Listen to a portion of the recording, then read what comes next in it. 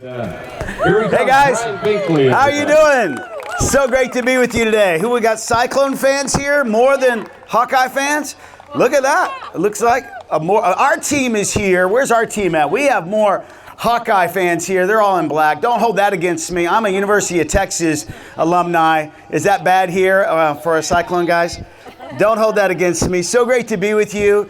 I'm really honored to really be able to keep sharing this message that's been burning in my heart. A little bit about myself. I'm a businessman. I'm a CEO of a merger and acquisition company that I co-founded about 20 years ago with my dad. It's grown now to be about 400 employees across 16 offices across the nation and in Canada. But I'm also a pastor.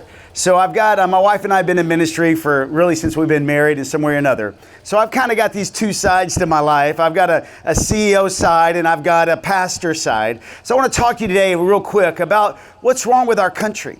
How are we going to get our freedoms back? Has anybody ever wondered what in the world is happening to our freedom? You know, so I'm calling our message today, The Way to Freedom. In fact, you may notice I have an interesting hat on. This is the business side of my life. Have you ever asked what in the freedom is happening around here? That's what this means. It's time for that. But I also have a pastor side. All our other shirts have believe on there because it's going to take faith in God to get us back on track today. We need God. How many of you guys know that and believe we need God in our nation again?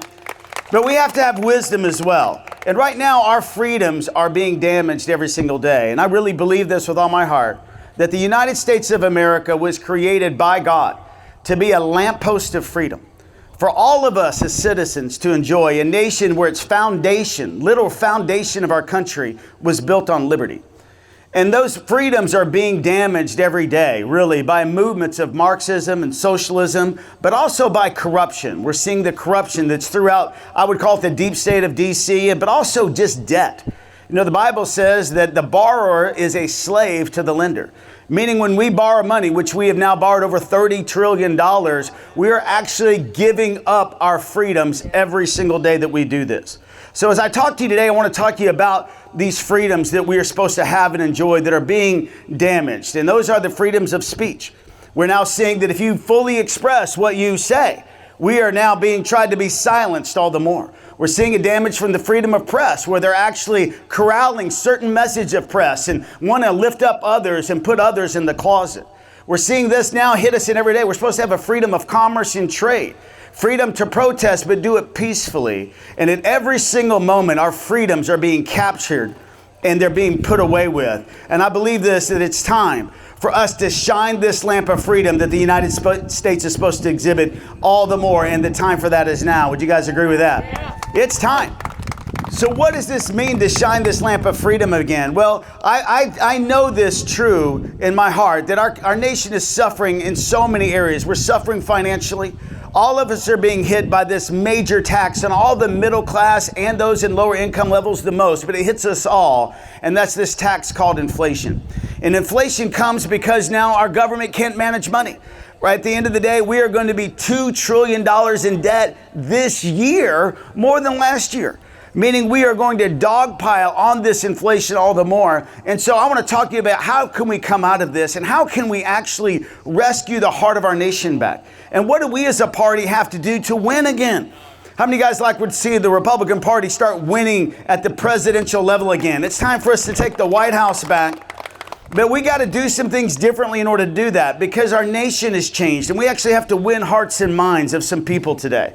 You know, we only won 46% of the vote in the last two general elections. The red wave that was supposed to happen in 2020 and 2022 didn't happen the way we wanted it to. And I've got some thoughts on how we can get it back. Our country is struggling.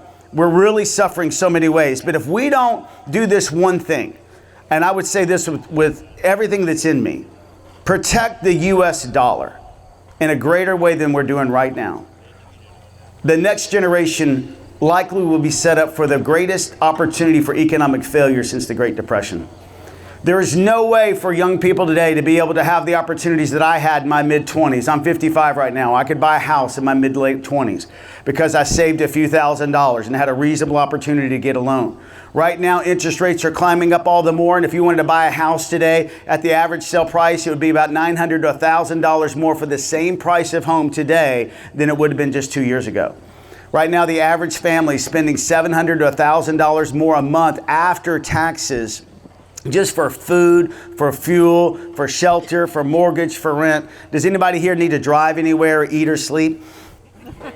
Then it's hitting you as well, right? So we're seeing this. They're telling us that inflation has stopped, but we all know when we go to the pump, that's not true. So what are we going to do about it? How are we going to fight this beast of debt? And how do we end this cycle of it? Because here's the big problem. Republicans have lost the core of who we are. We used to be this party where we were the ones, the mature ones at the table. We reined in everybody responsibly financially. You guys remember a guy named Ronald Reagan?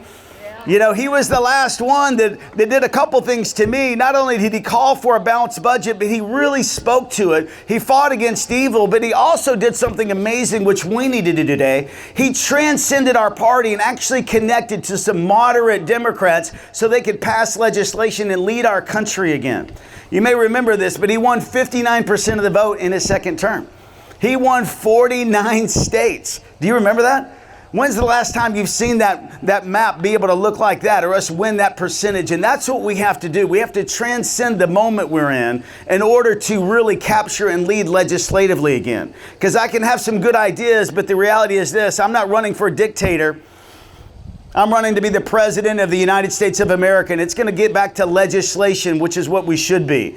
I don't see a vision for the Republican Party to have a president that just sits down and does executive orders all day, because that's what some of our leaders just want to do. And meaning that I can't pass legislation, so I'm just going to write 300 executive orders. And President Trump did that, President Biden's doing that, and they're just going to get undone every single time. And that's what's causing us to lose our freedoms today, because we're not leading with actual laws that change our lives. That's the reason we go in debt, because we haven't put together a budget on time. Only 3 times in 27 years have we done it. So we are losing our freedoms every day because we're lacking wisdom and we're not leading correctly.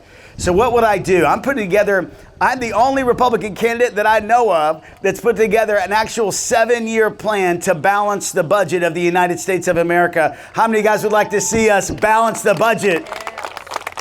I think we all have to do it in our homes. Any business owners out here, you have to do it. Your states have to do it. But our country, for some reason, just wants to keep printing money. And by the way, who would like to have one of those printing presses in your garage that they use every day? I called them to see if I could have one. They didn't trust me. And what I'm telling them, I don't trust you anymore either. So I'm going to hold the printing presses accountable. And we have to, because it's causing this runaway inflation. And if I took you on a little economics lesson real quick, because this is what I have to do with young people that I talk to, it's when we go in debt, basically what we're doing is we're buying votes with our children's future. They're put on our children, our grandchildren's credit card. They're buying votes today. When they say, I'll pay for this, I'll pay for your tuition, I'll pay for your health care, I'll pay for this, what they're doing is, I want your vote, but your generation coming can go bankrupt, and it's okay. Every time we borrow money, we print money. When we print money, inflation happens. When inflation happens, the Fed comes in and tries to raise interest rates. And this is where we're all right now. High interest rates, which is going to cause weak banks. We saw 3 bank failures early in the year. Do you remember that? And those were as big as 25 bank failures that happened in 2008. Y'all remember the Great Recession just 15 years ago? We are on the cusp of something horrible. I see a perfect storm unless we lead through it correctly. And that's why I'm running. Because if we don't take care of this right now, I believe this: our generation will be known as the generation that prospered the most, but sacrificed the least. We've had more wealth come into our generation than the previous 2 combined. And all we had to do is balance the budget for our kids of the future. And what are we going to do? Leave them with $50 trillion in debt? Because that's where we're going to be in 8 years unless we do something different. And that's why I'm running, to rescue our country from financial catastrophe. I really believe this. We're going to see runaway inflation. We're going to see stagnant growth in banks, because when banks raise rates, it's that much harder to buy a tractor. It's that much harder for a company to grow. That's that much harder for them to hire new employees. And we're seeing it happen today. College students coming out of college, they're coming home to live with parents. Does anybody have some friends or family or college students that are coming home? It's okay to admit, I got one living in my house right now. And the reason is in Dallas, Texas, apartments are $2,000 a month. Who wants to come out of college and all of a sudden you get hit that right away when you're just getting started? It's very, very hard. But we've set them up for this type of economic failure. So my plan is to balance the budget. It's going to take some challenges. I'm going to have to look into the living room of America as president and go, listen, we have to make some cuts. We're going to do some things prudently, though.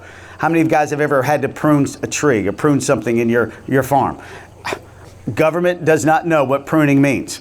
They see a dead limb with one leaf on it and go, it's amazing. No, it's time to prune that thing. But when we start pruning, we'll start growing again. And we have some ways to continue to grow our country. And when we do this, we're going to get our country back on right financially. And when we do that, what's going to happen is we're going to be able to lead internationally again. Right now, because our dollar is so weak, China is making moves every single day.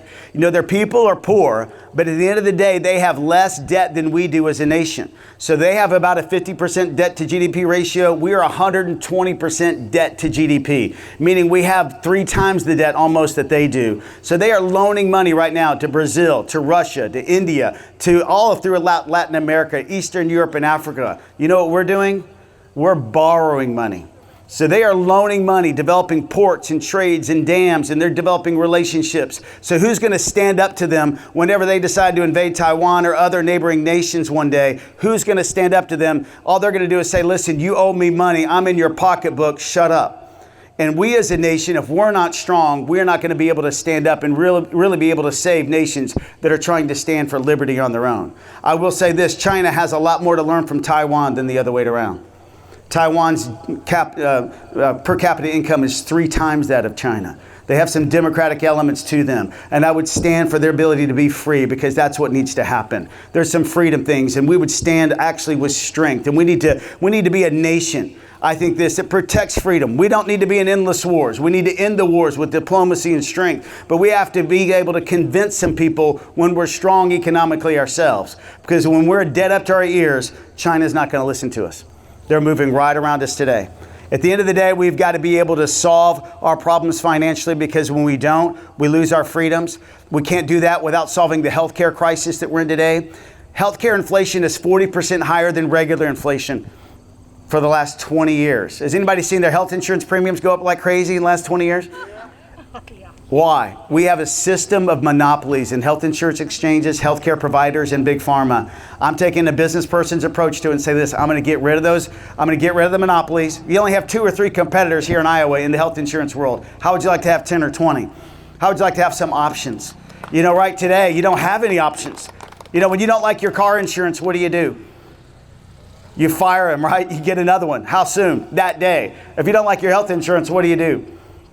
You cry. There's nothing you can do till next year, right? You can complain to HR. We have to fix that. We have to put you back in charge, bring price transparency back. It's the only thing we purchase today where we no longer ask, how much does it cost when I go in there? As president, I'm going to fix that. We're going to have price transparency. We're going to have competition back, and we're going to loose the stranglehold that Big Pharma has on our country. Because right now, we are spending 3 times as much as every other developed nation in the world in pharmaceutical drugs. And when we want to stop subsidizing the world in healthcare, which we'll do when I'm president, we will have healthcare inflation down again, and that will help save our economy.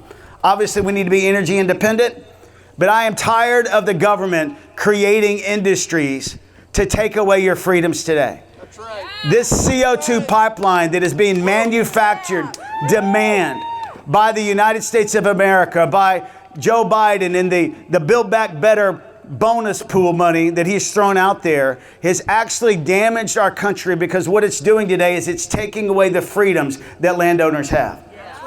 In the 5th Amendment, we have a constitutional right to due process, and we have a constitutional right for that to happen and to be paid fairly, particularly when the commerce is for public use.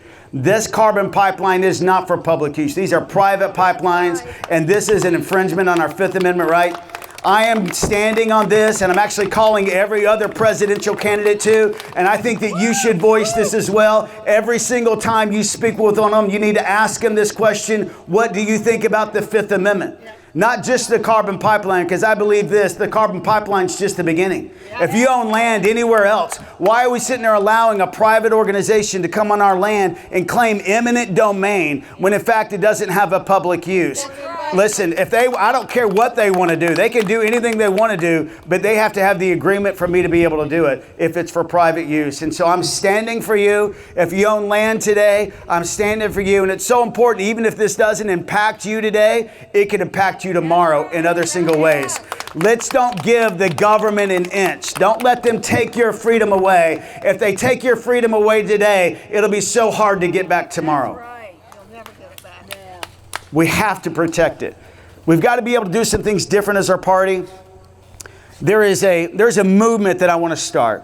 When I honestly look at our party, I look at our party as a party that's ran the same playbook. We're playing football today. We've run the same playbook for 40 years. I believe in the principles that we share. I'm pro-life. I believe in standing for the Second Amendment. I'm pro-business. We've lost our voice in the business world. We've become corrupt ourselves.